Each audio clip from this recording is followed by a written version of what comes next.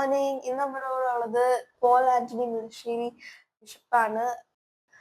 അപ്പം ഞാനിന്ന് ഇന്റർവ്യൂ ചെയ്യാൻ വേണ്ടി പോവാണ്. അപ്പോൾ നമുക്ക് സ്റ്റാർട്ട് ചെയ്യാം. Good morning to you all. Could you please explain the journey of your faith in God throughout your life?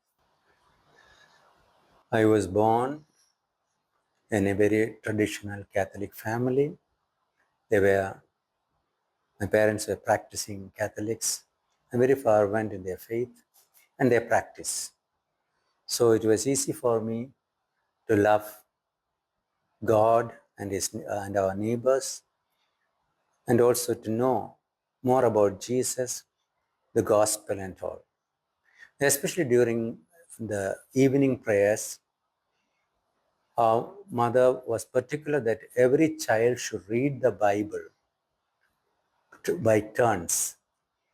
That helped us also to learn the right pronunciation of the words in Malayalam, as well as a right perspective of life. And that was a practice I remember from my very childhood.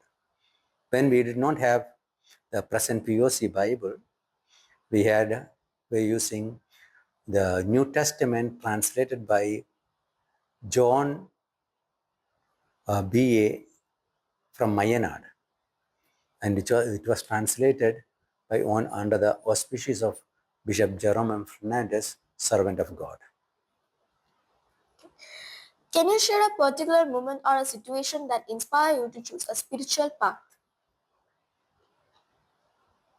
Really, I cannot say a particular moment, but there are certain moments which were really directing me to this priesthood in the Catholic Church.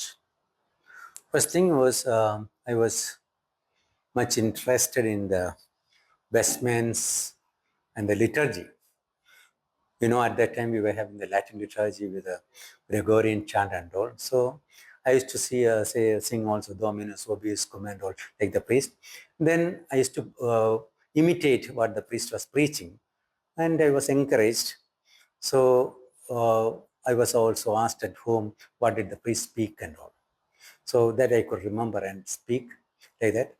And my brother was the first one who decided to be a priest, my elder brother. So I was also inspired, but he was not chosen because he was the eldest among the boys. So when I went, I was chosen in the apostolic school. Means after the fourth standard, there was a special training for the children who would like to become priests. Also, those who would like to have some religious studies together with their school formation. Was there a time in your life when your faith was tested? Certainly, like anyone, there were moments of ups and downs. There was a time when I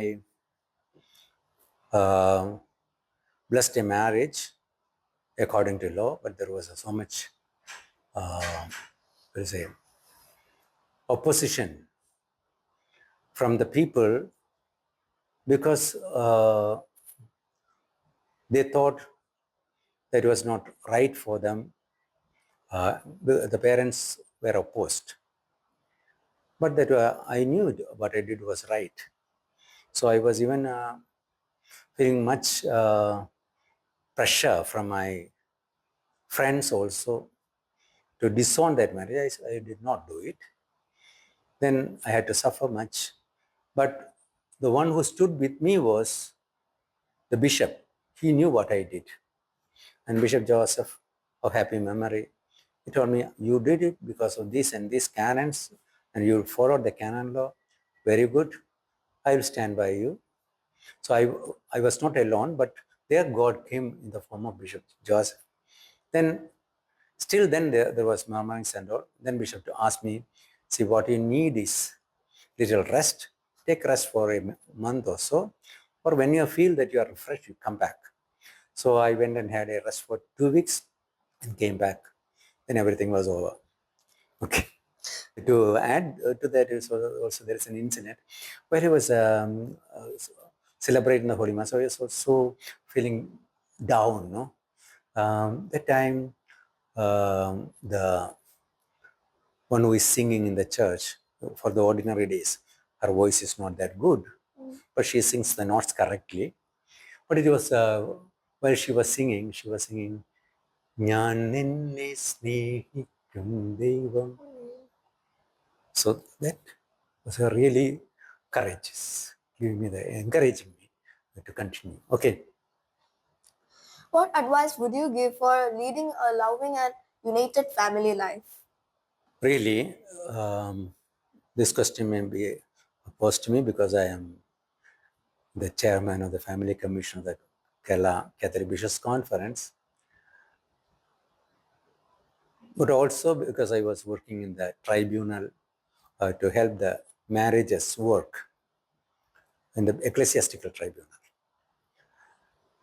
What I know from my experience in these two fields is that marriage is something fashioned by God, which people often forget. It is God who wants people to come together. So when you want to get married, please pray, Lord, show me the right path, the right person, and you will get the right person. There are certain indications just before marriage when there is dating or just falling in love and all. I don't believe in all this. But you see, they may help the people to find out. But we have to see whether this relationship, there is mutual respect. There is a responsibility to safeguard each other and the self, especially from toxic attitudes. If the man or the woman is more demanding in such a way without understanding the person with whom he is going to be in relationship, that will be a great flop. For Christians, I will say, you have to remember the marriage is a sacrament. What is a sacrament? Sacrament is giving that grace or that strength from God, and it is instituted by Christ, and you are manifesting or witnessing to that Jesus Christ who died for us, who suffered for us, and who rose again and is living in us and with us. So that manifestation is shown through every sacrament. So the husband and wife from the time of marriage become one Jesus Christ. So they cannot witness Christ separately. So that's the union, what I understand. So what can I an advice to the couples is, remember you are stepping into a zone that is holy, a realm of God where God is helping you. There you will have to have the mutual respect, concern, understanding, and also self-sacrifice. You have to sacrifice yourself to care for them. So once getting married, your focus should be also on the gifts of marriage, especially the good of the children. So when you're focusing on that, there is no time to get your scores done, but it's more to fulfill your fulfillment in the children as considering them as godly children, raising up them to believe in God as well as believing in the human persons, that is trusting in each other, and also to, we'll say, make those children to understand, love one another, and also good sons of the nation. That is a devotion to the nation. So I will say, let them be bhaktas or devotion. So piety is a virtue. Piety is one that is the rendering to God what is God's. So your adoration, worship, praise, and everything. Second is your devotion to your parents and your relatives and your children. How much you serve them with that love, with that devotion, as being a devotee, because you see the face of God in these. Your children, your brothers and sisters, your parents. So when the parents get old, you don't discard them, you're for them. Then the third one is you love your neighbors because you love God. That's a devotion to your nation, because neighbors are the whole nation where you are born and brought up. So for the betterment of the people of your own land gives you that virtue piety. And then that will make you men of not of your own country. That parochialism is not there. You widen your heart and become a man of the universe. So you can preach and live the universal love. In times of crisis in our faith life, what physical and spiritual guidance would you offer to help us stand firm? See, when there is crisis of faith, how does it come? Usually, it comes when you understand that you fail. No, you may be failing in your life. No, you may be failing in your relationship, or you may be failing to obtain what you are striving for. So when you face these failures, you think all is lost. Then first you turn against God who made you. That's what happens. So when there is a difficulty, that happens. But you have to think in a different way. Every failure brings with it a hope. There is time to make it better. So God has given me this chance to better my relationship, better my prospectus, better my activity, better my striving. So you can stand firm in your faith when you mix you live with hope, not despair. Despair is always the tactics of the evil one to make us always feel that we are not loved. But remember, in your journey of faith, God's love is immense. He loves us.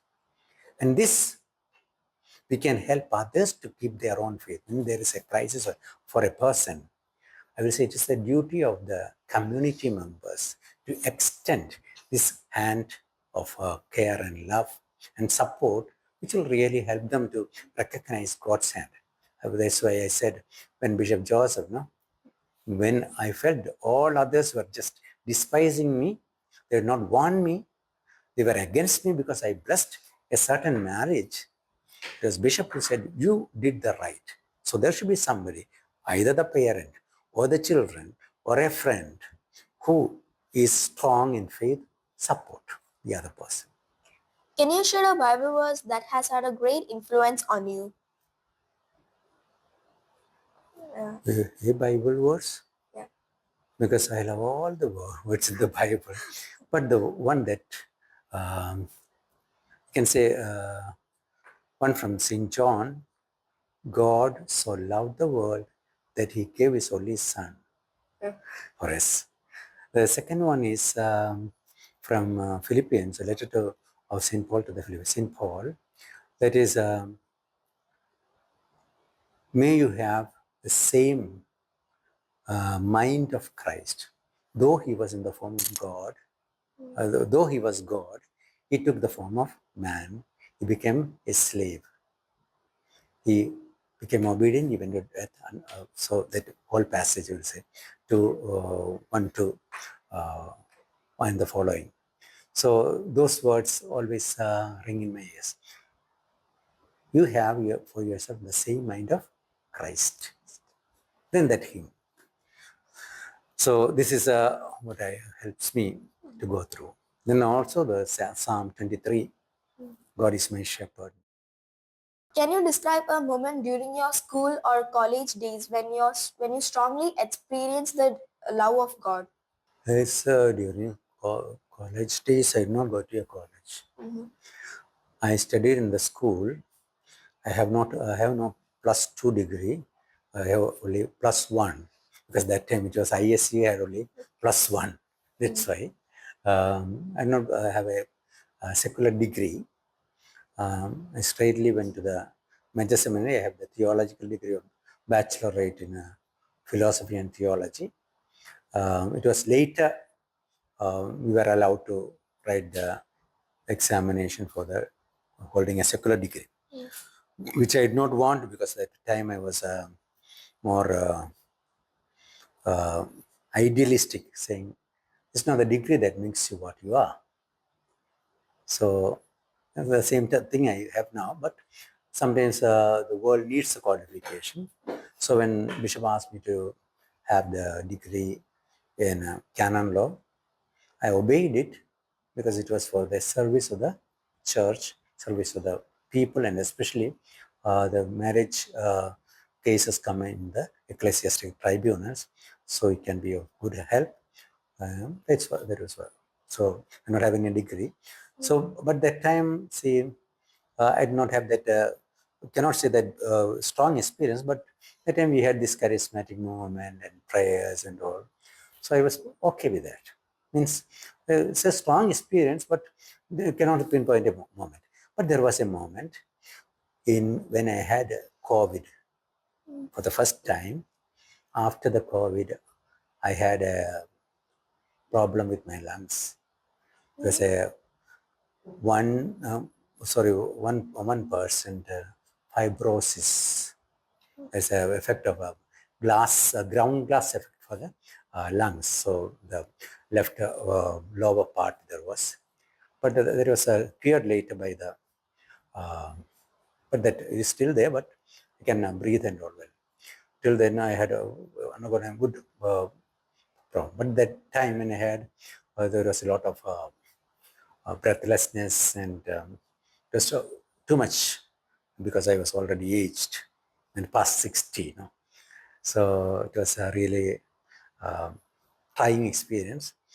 So when I was taken to have this special recovery and staying in the hospital, I had asked for to receive Holy Communion and also the routine confession. And so the priest came and he heard my confession, and I had reception of the Holy Eucharist. And then I was praying in thanksgiving. That time I just, to take a good breath, I turned to my left and saw on the wall the crucifix. And then I started praying and looking at the crucifix. And then I felt the rays. There is no actually, there is no rays pictured in the crucifix, but from that, the blue and red rays were coming. And just I was being surrounded by that divine mercy that I could feel in a special way. But it was something like a one ray of light from that full ray that is just coming and touching my heart. Yeah. What advice would you like to give to young people like us? You see, advice won't help little children. But I will say, as your brother, as your father, as your friend, because Jesus is all that. No? So try to experience the love of God from your parents, from your colleagues, not by thinking what I receive, but try to love them with that heart of God, what you have learned from the scriptures, I will say. But as an ordinary child, without any religion also, I will say, see, you are called to a life of harmony and peace. Respect your parents. They have a good experience.